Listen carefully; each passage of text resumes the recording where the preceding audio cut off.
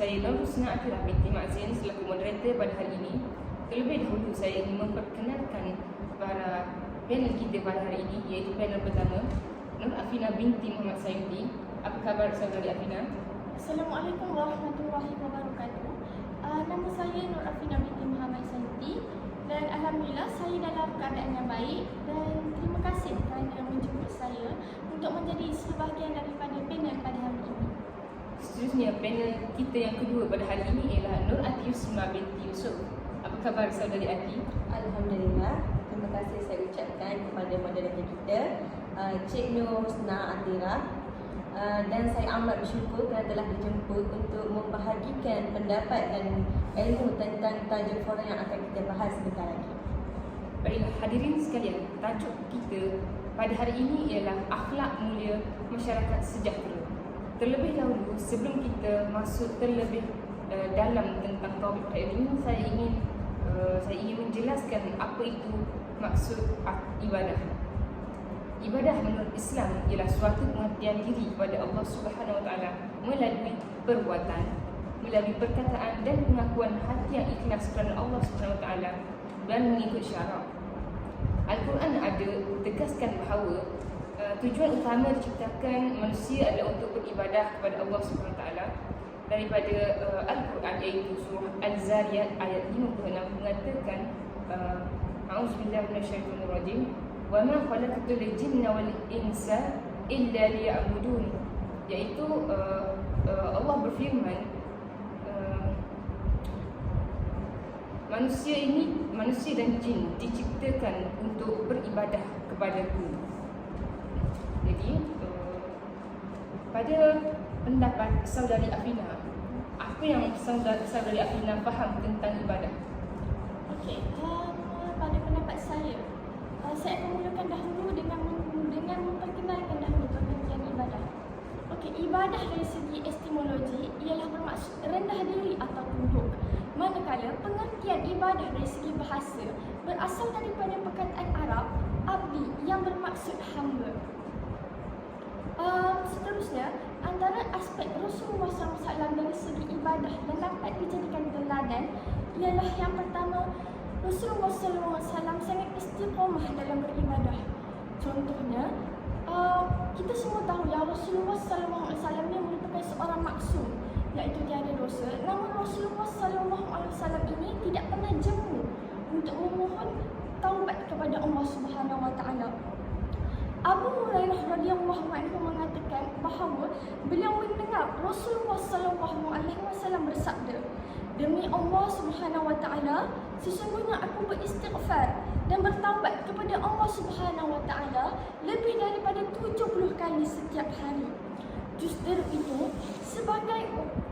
itu kita sebagai umat Nabi Muhammad SAW dituntut dan diseru untuk bermujahadah melawan hawa nafsu agar berterusan mengamalkan sifat mahmudah dan istiqamah dalam beribadah. Selain itu, aspek ibadah Rasulullah yang dapat dijadikan sebagai pedoman harian adalah daripada segi berzikir, iaitu amalan berzikir juga merupakan perkara kebiasaan yang dilakukan oleh baginda Nabi Muhammad SAW. Bahkan lidah baginda tidak pernah jemu dan tidak pernah letih untuk memuji nama-nama Allah Subhanahu Wa Taala. Pensyariatan zikir ini dinyatakan dalam Al-Quran, iaitu menurut surah Al-Hijr iaitu fi sabhi bihamdi rabbika wa qum minas sajidin. Oleh itu, umat Islam haruslah mencontohi pribadi Nabi Muhammad SAW ini yang sentiasa berzikir dan memuji-muji nama Allah Subhanahu Wa Taala, tidak mengira masa, tempat dan kawasan persekitaran itu sendiri. Terima kasih saudari Afina atas penerangan yang jelas dan bermakna itu tadi. Seterusnya saudari Ati Yusma, saya ingin tanya, adakah saudari ingin menambah apa-apa tentang ibadah yang boleh kita amalkan mengikut Rasulullah SAW? Baiklah, antara yang saya ingin tambah ialah seperti yang kita ketahui, Islam ini adalah agama yang mudah dan praktikal. Tidak ada satu pun ibadah dalam Islam yang menyusahkan seseorang yang melaksanakannya. Malahan Rasulullah SAW sendiri pun menegaskan sesungguhnya agama Islam itu mudah. Tidaklah seseorang mempersulit dalam agamanya kecuali tidak dapat melaksanakannya dengan sebenar. Oleh itu berlaku luruslah, sederhana dan bergembira kerana telah mendapat pahala serta memohon pertolongan daripada Allah SWT dengan melaksanakan ibadah pada waktu pagi, petang dan sebahagian malam. Yang dipetik daripada hadis riwayat Al-Bukhari. Contoh ibadah yang paling utama dalam Islam ialah solat fardu 5 waktu. Pada awalnya Allah SWT mensyariatkan untuk kita melaksanakan solat fardu sebanyak 50 waktu sehari semalam. Namun dengan kasih sayangnya Allah SWT terhadap hamba-Nya, Dia telah menetapkan hanya 5 waktu sahaja. Kedua ialah bagi orang yang dalam keadaan bermusafir, sakit atau berdepan sebarang kesulitan, tak kali ini solat, Islam menyediakan ruang rukhsah ataupun lebih dikenali sebagai keringanan, iaitu kaedah qasar dan jamak. Oleh itu, tidak ada alasan lagi untuk kita sebagai umat Islam meninggalkan solat. Solat itu boleh dilaksanakan di mana-mana tempat asalkan tempat itu bersih.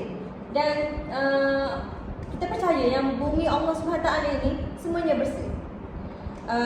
Yang ketiga yang saya petik ialah ibadah haji. Meskipun ibadah haji ni memerlukan kos yang tinggi, namun secara jelasnya kewajipannya diberikan kepada yang mampu sahaja.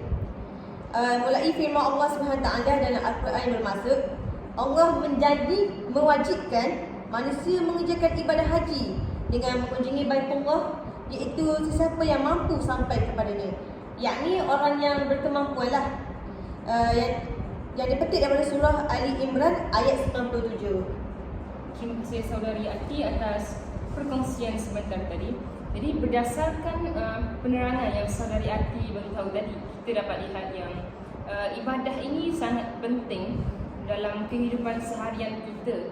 Hal ini kerana ibadah ni dia bukan sahaja dapat dekatkan diri kita dengan Allah SWT, malah ia dapat menenangkan hati kita apabila kita melakukan ibadah-ibadah yang disuruh oleh Allah SWT. Sebagai contoh ibadahnya seperti solat, puasa, zikir dan juga bersedekah. Hadirin yang dihormati sekalian, kita akan teruskan lagi topik kita pada hari ini dengan perbincangan tentang akidah. Jadi saudari Ati Yusma, apa yang saudari Ati Yusma boleh terangkan yang faham tentang akidah merujuk contoh-contoh teladan yang telah Rasulullah lakukan, yang telah beliau terapkan ketika suatu ketika dahulu. Baiklah. Seperti yang kita nantikan, ketibaan Hari Maulid Rasul pada 28 hari bulan ini, iaitu hari di mana titik bermakna kepada seluruh umat Islam untuk memperingati nikmat terbesar pengutusan Nabi Muhammad SAW. Oleh itu, kita mestilah memelihara dan mengamalkan akidah terpuji seperti yang ditunjukkan Nabi sepanjang hayat baginda dalam kehidupan harian. Firman Allah SWT dalam surah Al-Ahzab ayat 21 yang bermaksud, demi sesungguhnya adalah bagi kamu pada diri Rasulullah itu contoh ikutan yang baik, iaitu bagi seseorang yang sentiasa mengharapkan keredaan Allah dan balasan yang baik di hari akhirat. Serta ia pula menyebut dan mengingati Allah dalam masa susah dan senang.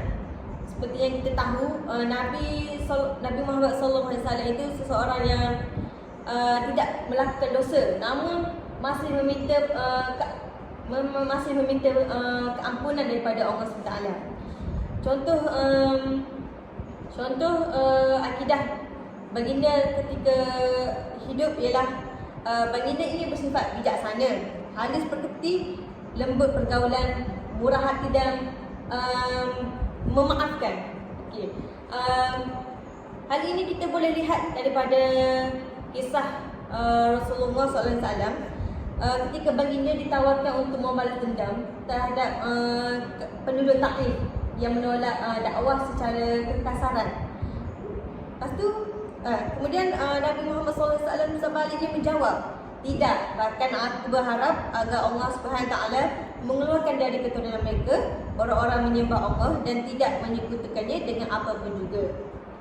Okey, yang kedua pula ialah baginda ini bersifat belah ihsan, mengasihi sesama insan lah. Melalui Aisyah radhiyallahu anha, Sri Baginda Aisyah radhiyallahu anha berkata, jika Rasulullah ada di rumah, Rasulullah lah orang yang paling murah senyum dan ketawa. Ali bin Abi Talib pun ada menceritakan bahawa Rasulullah SAW selalu kelihatan ceria, tenang dan santai di hadapan para sahabat. Rasulullah juga sentiasa bersemangat dan kagum dengan pembicaraan sahabatnya, malah kadang-kadang tertawa sehingga terlihat gigi gerahannya. Itulah antara sifat-sifat Rasulullah, itulah antara akidah Rasulullah yang harus kita contohi sebagai umatnya. Jadi saudari Ati Yusma, bagaimana kita nak terapkan akidah yang dilakukan oleh Rasulullah dalam diri kehidupan masyarakat hari ini, dan apa kelebihan yang akan kita peroleh dari itu? Okay, bagi menjawab soalan yang pertama tentang cara menerapkan akidah Islam ialah kita mestilah mendekatkan diri kita dengan perkara-perkara yang baiklah. Kita mendekatkan diri kita dengan Allah SWT. Cara untuk mendekatkan ialah kita mestilah melakukan ibadah, memperbanyakkan puasa, solat sunat dan sebagainya. Kita juga boleh mengambil iktibar daripada kisah-kisah Nabi ketika dahulu untuk kita jadikan tauladan. Kemudian soalan kedua tadi mengenai kepentingan akidah, kan? Okey. Kepentingan akidah ini ia dapat membentuk jati diri sebagai muslim sejati, menjadi sebab dan tujuan manusia diciptakan, kemudian menjadi benteng daripada perkara khurafat dan syirik. Yang keempat ialah syarat amalan diterima Allah SWT, kemudian penentu kebahagiaan dunia dan akhirat, dan akhir sekali ialah tunjang kekuatan umat dan negara Islam.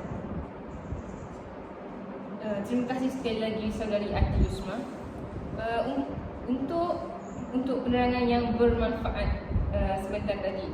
Jadi sebagai kesimpulan daripada apa yang saudari Ati beritahu tadi, saya dapat simpulkan akidah menurut Islam ni merupakan keyakinan yang teguh terhadap kewujudan Allah serta sifat-sifat yang berdasarkan dalil nakli dan akli. Jadi untuk kita memantapkan lagi akidah dalam kehidupan seharian kita hendaklah melakukan suruhan Allah Subhanahu Wa Taala dan meninggalkan segala larangannya, untuk sebagai contoh dari segi melalui hati, perbuatan dan juga perkataan. Sebagai contoh dari segi perbuatan, kita membantu orang yang memerlukan ataupun menunaikan solat-solat fardu. Hadirin yang dihormati sekalian, saya akan teruskan topik terakhir perbincangan pada hari ini dengan menanyakan soalan kepada saudari Nur Afina. Saudari Afina, bolehkah saudari terangkan apa itu yang dimaksudkan dengan akhlak? Sebenarnya itu soalan yang bagus oleh Encik Moderator Husna. Okey, pada permulaan saya akan menerangkan terlebih dahulu apakah pengertian akhlak. Okey, akhlak berasal daripada perkataan Arab iaitu al-khuluq yang bermaksud tingkah laku, perbuatan dan tabiat. Okey, manakala menurut Imam Al-Ghazali, akhlak merupakan gambaran tentang keadaan dalam diri yang telah sebati dengan terbitnya tingkah laku dengan mudah tanpa memerlukan pertimbangan terlebih dahulu. Rasulullah SAW mengamalkan sifat qudwah hasanah dalam kehidupan seharian. Oleh itu, sebagai umat Nabi Muhammad SAW, kita haruslah mencontohi contoh teladan yang telah diterapkan oleh Rasulullah SAW dalam kehidupan seharian. Berdasarkan hadis yang diriwayatkan oleh Abu Hurairah radhiyallahu anhu, beliau berkata, Rasulullah sallallahu alaihi wasallam bersabda, "Innama bi ummati ma masalihul akhlaq." Yang bermaksud, sesungguhnya aku diutuskan hanyalah untuk menyempurnakan kesolehan akhlak. Hadis riwayat Baihaqi dan Al-Hakim. Oleh itu, marilah kita menelusuri aspek-aspek akhlak yang dapat dijadikan ikutan daripada Rasulullah sallallahu alaihi wasallam. Okey, yang pertama daripada aspek zuhud. Okay, contoh zuhud dalam kehidupan baginda ialah baginda terkenal dengan sifat tawaduk, sifat simpati kepada orang tua dan sifat menyantuni kepada pelbagai peringkat dan golongan, termasuklah golongan kanak-kanak. Oleh itu, dalam kehidupan seharian kita haruslah bersifat sederhana dari aspek pakaian, makanan, tempat tinggal dan penampilan. Selain itu, kita haruslah bersyukur di atas nikmat dan kurniaan yang diberikan oleh Allah Subhanahu Wa Taala serta tidak berlebih-lebihan dan bermewah-mewahan dalam kehidupan. Selain itu, contoh akhlak Rasulullah sallallahu alaihi wasallam yang dapat dijadikan sebagai teladan adalah menerusi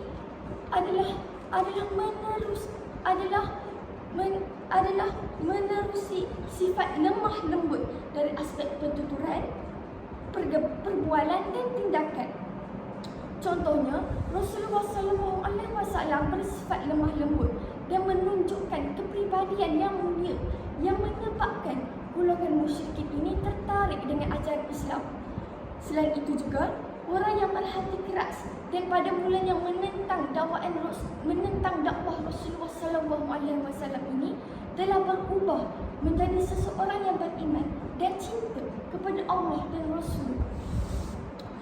Oleh itu, kita seharusnya mencontohi sifat lemah lembut yang diamalkan oleh Rasulullah sallallahu alaihi wasallam ini dalam kehidupan seharian dengan bersikap lemah lembut dengan ibu bapa.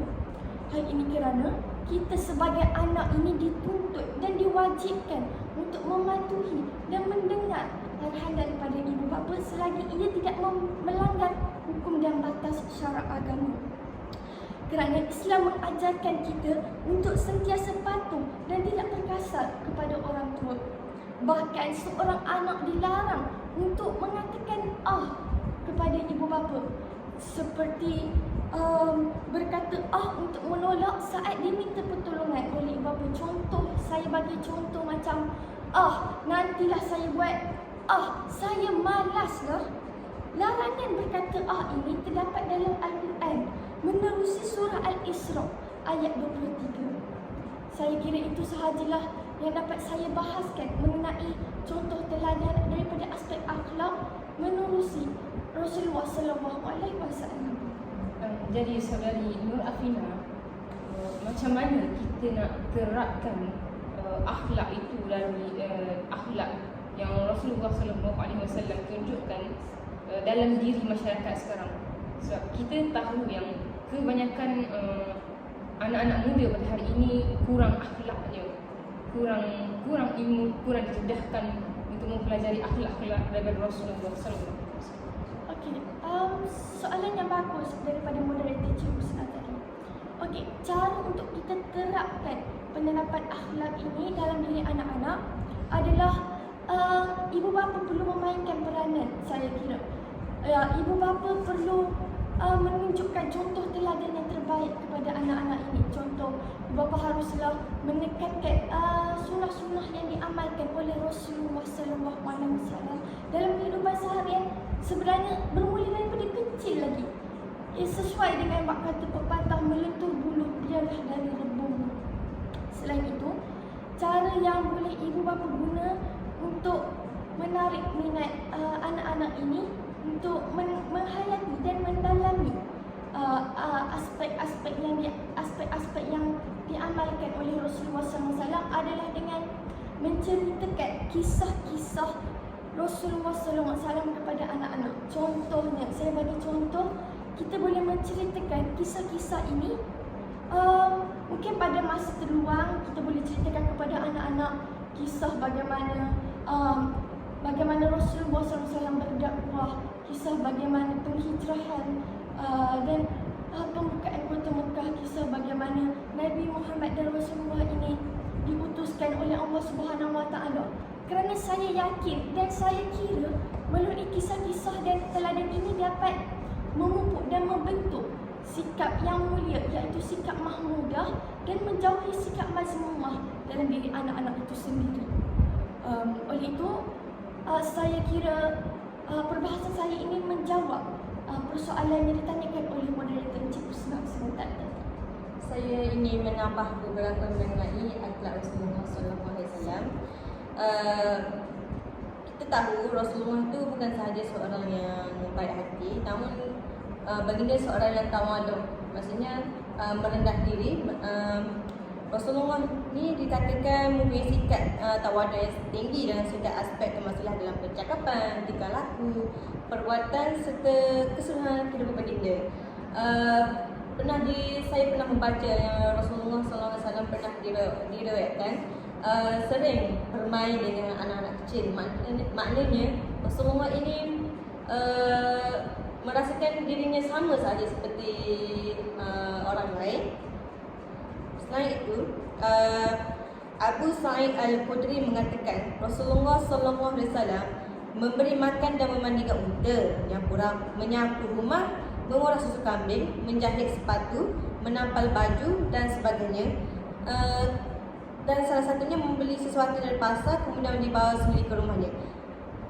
Menyalami tangan orang yang kaya, miskin, besar dan kecil, mengucapkan salam pertama dan semuanya. Baginda SAW juga berjalan tanpa memakai alas kaki serta menunggangi apa-apa sahaja seperti kuda, unta tanpa mengutamakan kedudukannya.